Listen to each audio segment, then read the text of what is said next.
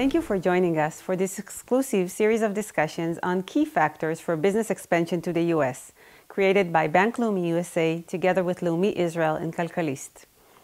This series is focused on best practices for scaling up your business as you expand to the U.S. Supporting tech companies has been a main focus for Leumi USA for many years.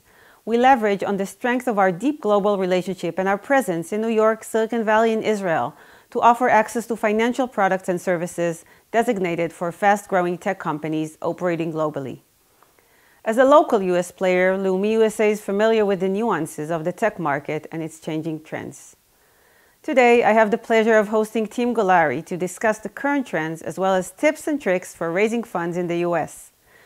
Tim Guleri is a managing director with Sierra Ventures, a Silicon Valley-based early-stage venture firm investing globally with a focus on next-generation enterprise and emerging technologies. With over 3 decades of experience and over $2 billion of assets under management, Sierra has created a vast professional network, providing a platform for entrepreneurs around the world. Tim is a former serial entrepreneur who also built 2 successful software companies, Scopus, who went public in '95, and Octane Software, who was acquired by Epiphany for $3.2 billion. Hello, Tim, and thank you for joining us today. Good morning, and thanks for the invite. I'm very excited to be on the podcast this morning. My first question would be a bit about Sierra Ventures and your strategy around the due diligence process, and maybe if you can also touch a bit about how COVID affected that.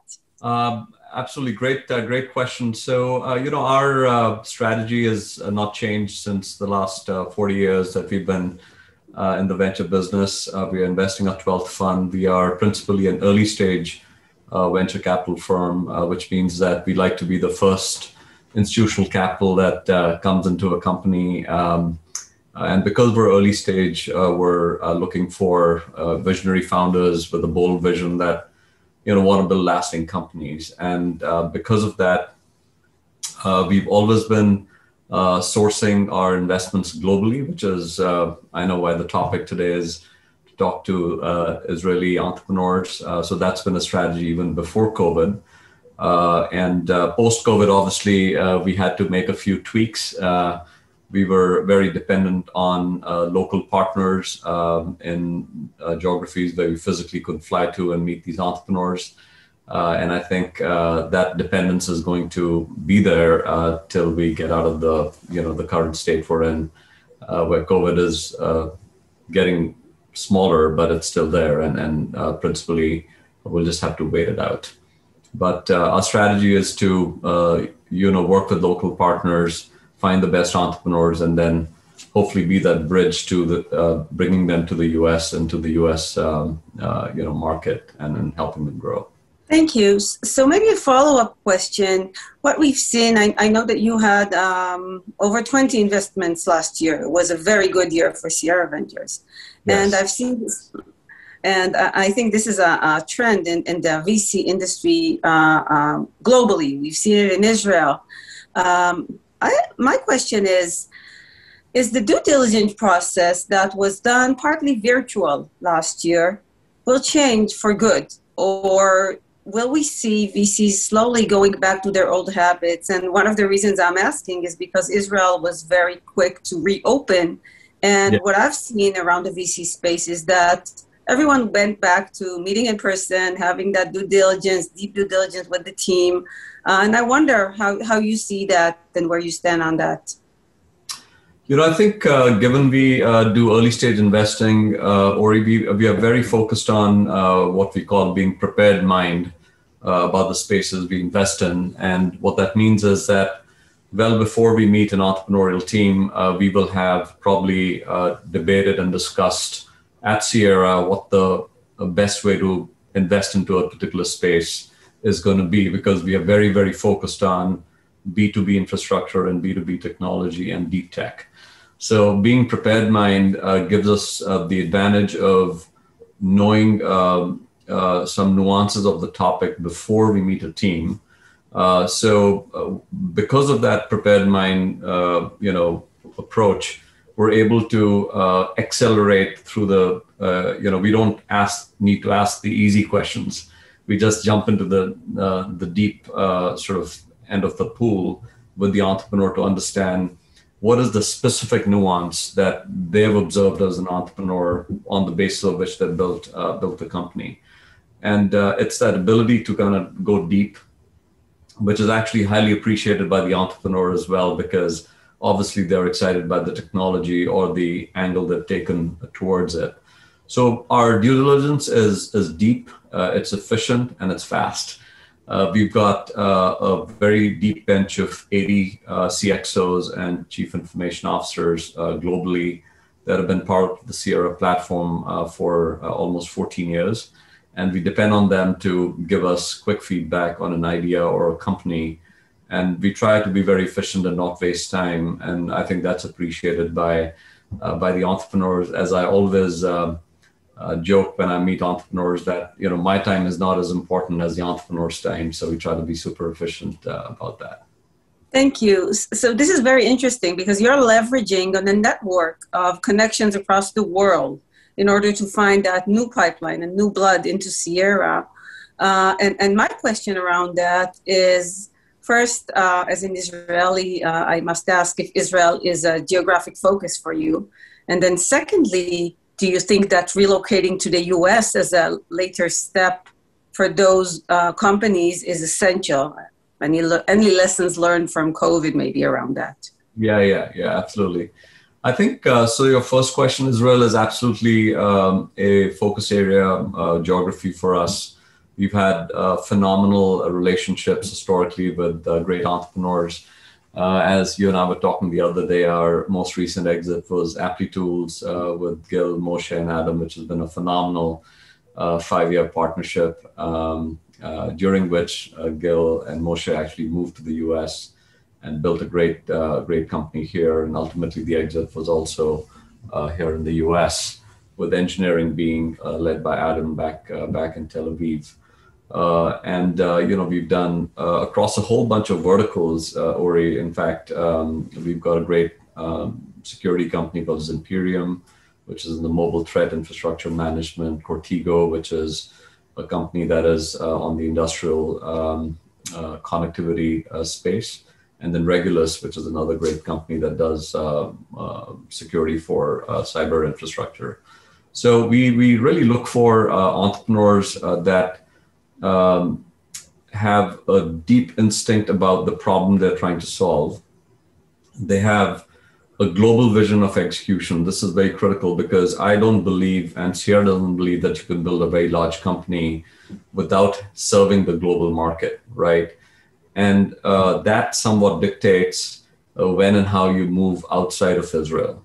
So we're not in any particular hurry to ask an entrepreneur to move out of Tel Aviv immediately. I think there are 3 steps that every company needs to go through. The first one is what I call IMF, which is idea market fit. So this is the idea that you, before even writing code, you've actually gone and talked to 40, 50 customers, and you have pitched them a mock or a concept, and you get resounding yes that if you build it, people will come, right? The second is product market fit, which is when you actually sell your first 20 or 30 customers. And after that comes the sales market fit. So the idea that you're actually scaling your sales. The first and the second actually can, I think, very much be done in Israel or in the European market, which is easy to service from Israel. But when you're thinking about the sales engine, given that the US is a pretty large consumer of these technologies, I think some operation has to land in the US, and we're an excellent bridge to provide those contacts, helping you find the most, the best team members in the US, the best partners, whether you're planting a flag in New York or you're planting a flag in the West Coast. So I think the short answer to your question is that it depends on which stage the company is, and we are very patient on when we ask the CEO or the management team to move to the US. Thank you. And this is very interesting because some data shows that if we are measuring the success of a company by its exit, IPO or M&A, then obviously it's proven that the rates of successful exits have been the ones that were here.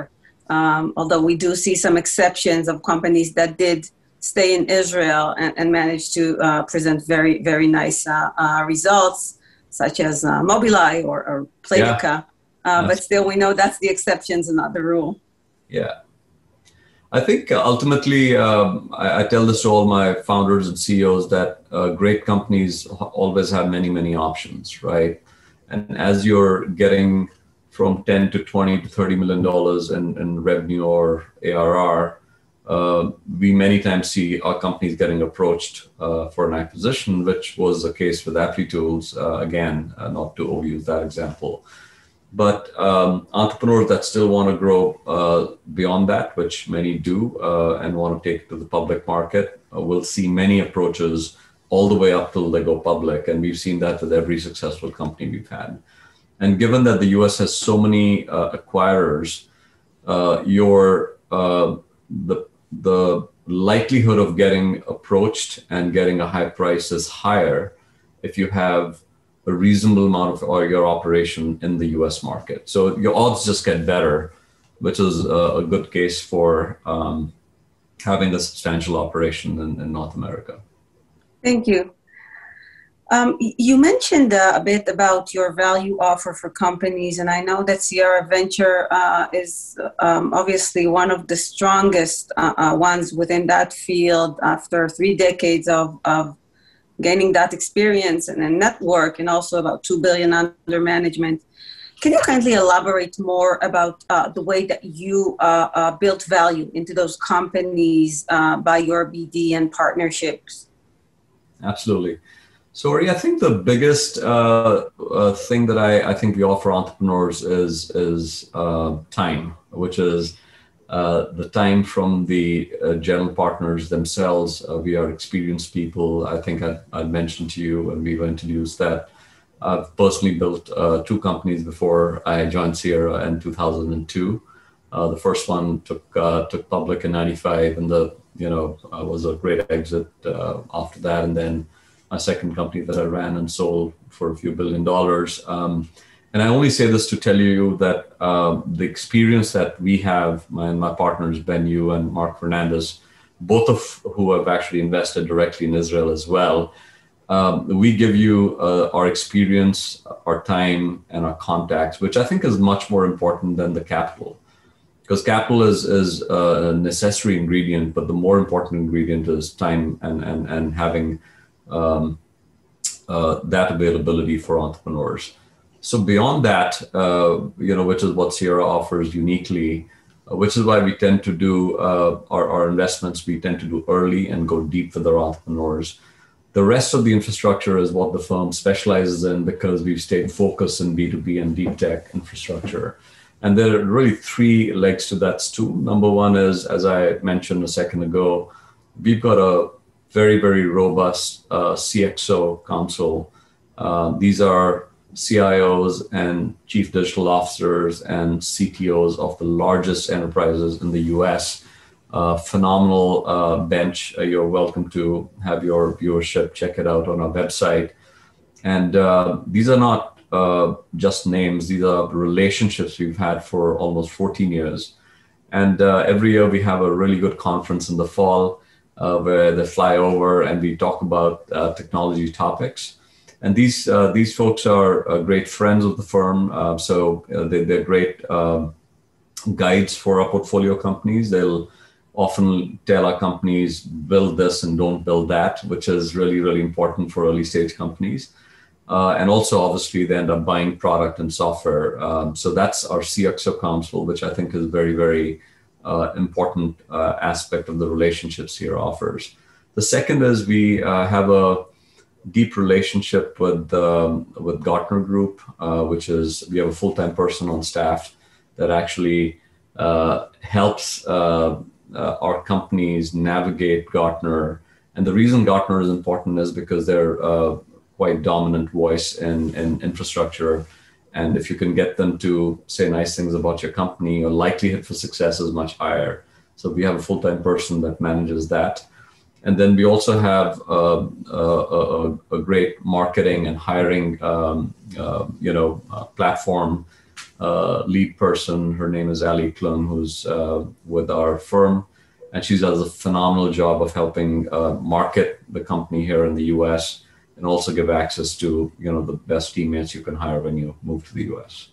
So those three things are unique to the platform, and why entrepreneurs just love coming to us early in the life of the company. This is phenomenal. And as someone that relocated here only 7 years ago, I can definitely attest to how important it is to get some kind of a support ecosystem once you start over. So this is definitely a huge value. And as an Israeli, I must ask, and we can be very honest, you know us, what are the common mistakes that you see among Israeli entrepreneurs that are looking to fundraise? And what are some tips and tricks that you can provide them maybe to create a softer landing and a more successful journey into fundraising in the US? Yeah. Be honest. Of course.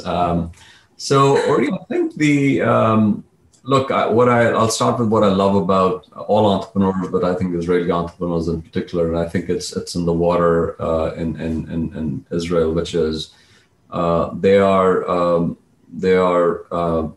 have an execution bias, and Israeli founders have great work ethic and just a phenomenal I can take the hill kind of attitude, which stems probably from the military stint that you all are required to do, which is phenomenal to see, because that is a necessary ingredient to win in this competitive race of entrepreneurial venture capital backed technology companies.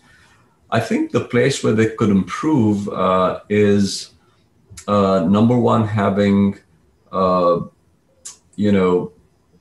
I think of relationship with the ecosystem in two buckets. There's entrepreneurs that are relationship centric. There are entrepreneurs that are transactional centric, right? And my advice always is to skew in the direction of relationship centricity, because ultimately it is that what provides you with access to more capital, more customers, better M&A, all the stuff, because the Rolodexes do matter. To my prior point. So my advice to entrepreneurs in Israel would be that time is your friend. When you start your company, start reaching out and building relationships with like-minded venture capitalists here in the Valley, because all we do is offer our networks for you to leverage. And I think it's not just the Israeli network that you naturally land into when you come to the US, but also the venture capital network, and there are all these sub networks here in the Valley that can be taken benefit of. And I think the successful Israeli entrepreneurs do that very, very well. And I'm seeing more and more examples of that now, with first-time entrepreneurs that come from Israel. And I think if you could do more of that and do it earlier, then that makes it less of a transactional relationship and makes it more of a relationship-based financing. And I love to meet companies well before they're actually fundraising, so that when you fundraise, you do so with conviction. I still joke, and there's a picture somewhere on LinkedIn that I've posted when Gil and I, signed our term sheet. I think it was 3 quarters worth of, kind of meetings and wine and dinners that we'd had. I'd already met and talked to Moshe and Adam, and we actually went to a US-Honduras soccer match, and we signed the term sheet on the way there. These are the stories to tell, and that's because Gil felt like family when we signed a term sheet, and just so happened that he'd reached out to me cold via an email, and we'd formed a bond, and those are the stories worth telling, and I encourage all entrepreneurs to do so. Yeah, it's definitely a relationship game, and I agree with you that maybe in our very quick attempt to conquer the world, we forget that we need to build it in gradual steps and build those connections and relationship and create that network that will enable you to grow And thank you for that. Let's talk about the industry a bit. What are the most promising investments and industries that you're looking at, which is your current focus, not just necessarily in Israel, but generally? Yeah, I think, look, firstly, what I'll say is I think the next 2 or 3 decades is going to be the golden era of tech, because tech was always very dominant, but I think as is very clear now, even before COVID, that tech is eating into all the verticals, and it's a global phenomena. And I think as we've seen, the pandemic has actually accelerated that trend. And what's happened now, Ori, is that we've got tech penetrating things that affect us on a daily basis, like healthcare, like transportation, like education, right? And it has become more of a mainstream sort of uplifter of the economy globally. So you're going to see a massive impact, and therefore massive value creation from tech-centered startups on a global basis. So I feel that it's just the beginning of a multi-decade trend, and all the entrepreneurs that are in the tech ecosystem should feel really, really positive about directionally where the markets are going.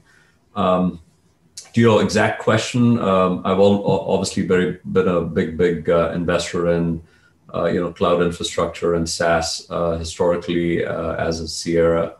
I'm currently doing a lot of work in what I'll call developer computing. So these are developer-led, open source based, products or projects that are servicing the kind of the next wave of cloud computing efficiencies that are being built.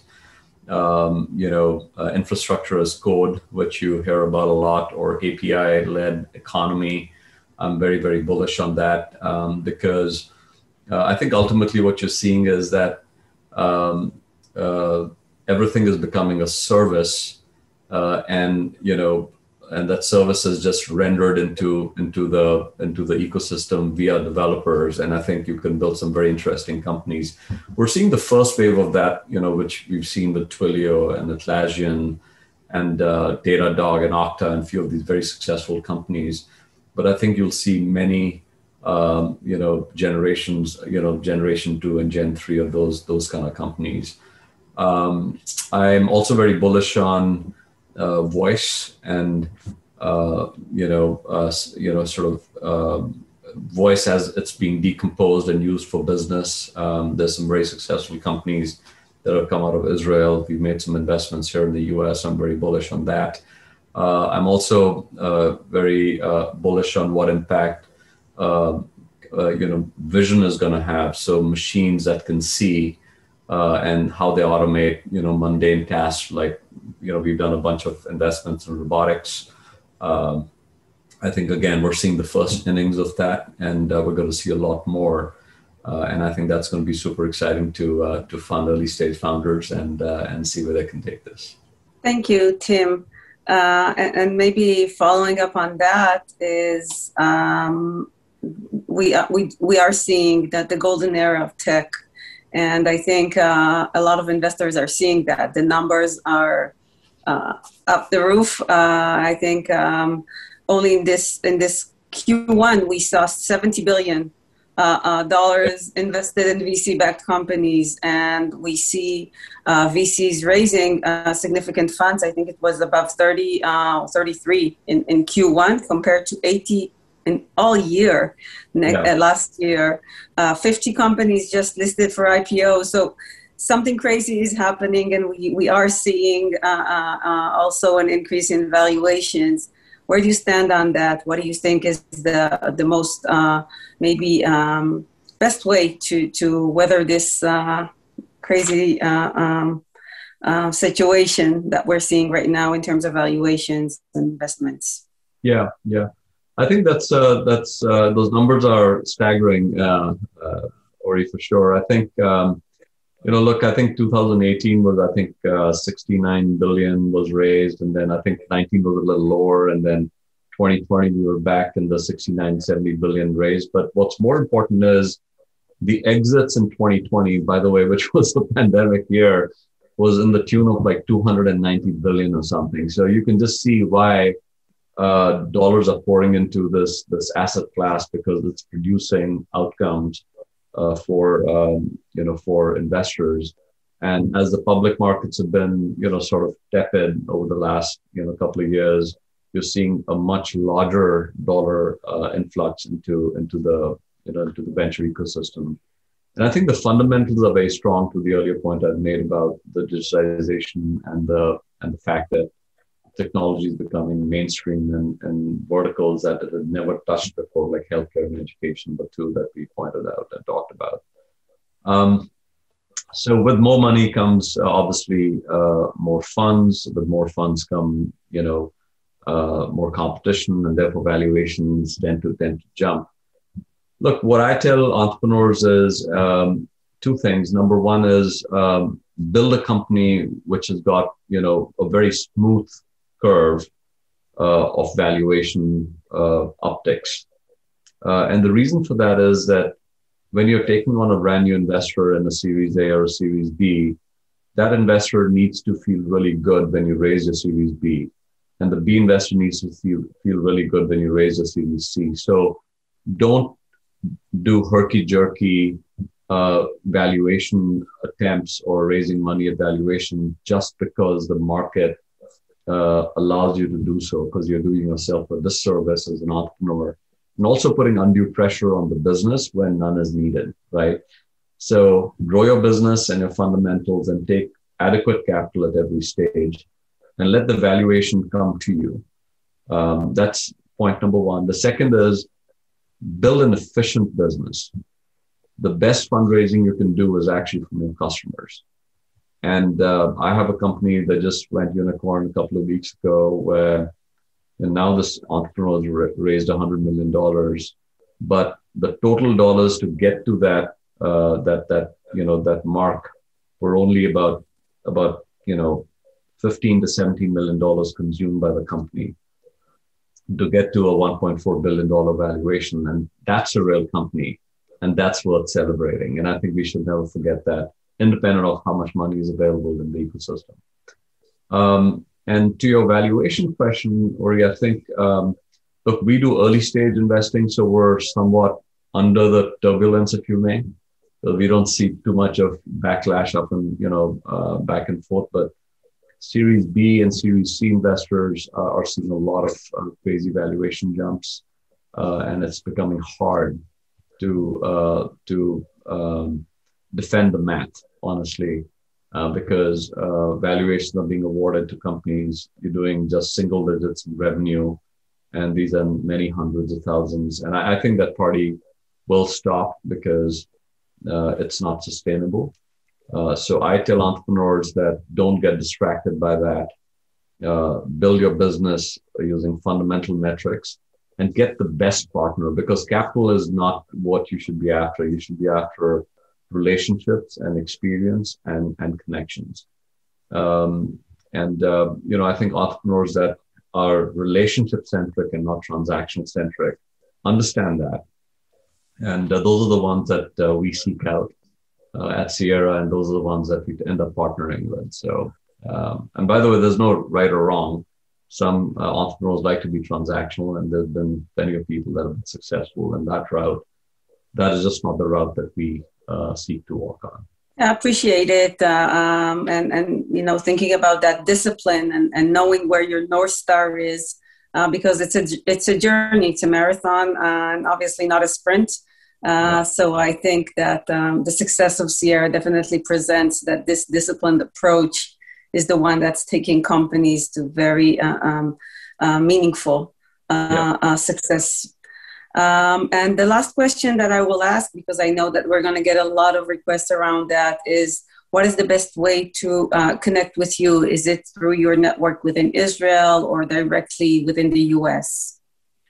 I think I'm very approachable. I'm pretty 24/7 I remember that we service entrepreneurs that, are working 24/7. So I work the same hours, and I'm very reachable. You can DM me certainly on Twitter or drop me an email. I'm tim@sierraventures.com.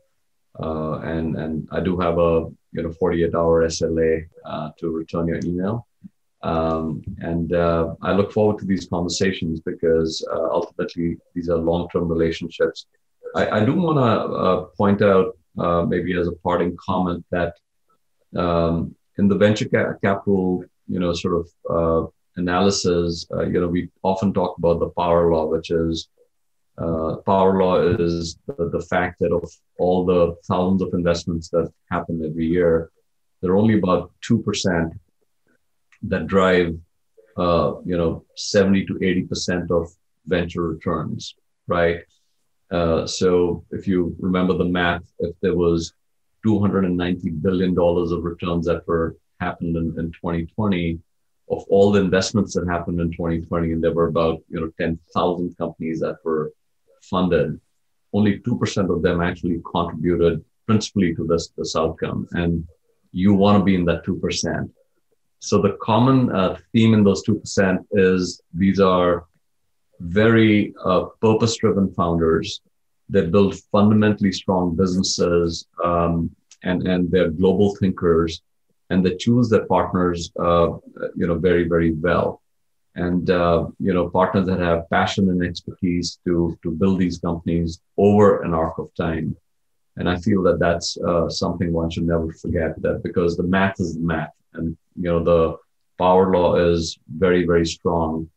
And you want to be in that 2% as an entrepreneur. So you should study what are the attributes that get you into that 2%, and practice that, because, you'll be building this company that you're working on over the next 10 to 15 years. So make it count. That's definitely a great way to end this fascinating conversation. And thank you for providing all that, I would say, tips and very, very valuable knowledge for those Israeli entrepreneurs that are thinking about their next step as they expand their business to the U.S. Thank you, as always, for the partnership. It's been a pleasure. Absolutely, my pleasure. We're open for business, and I look forward to meeting the next great entrepreneur from Israel. Thank you.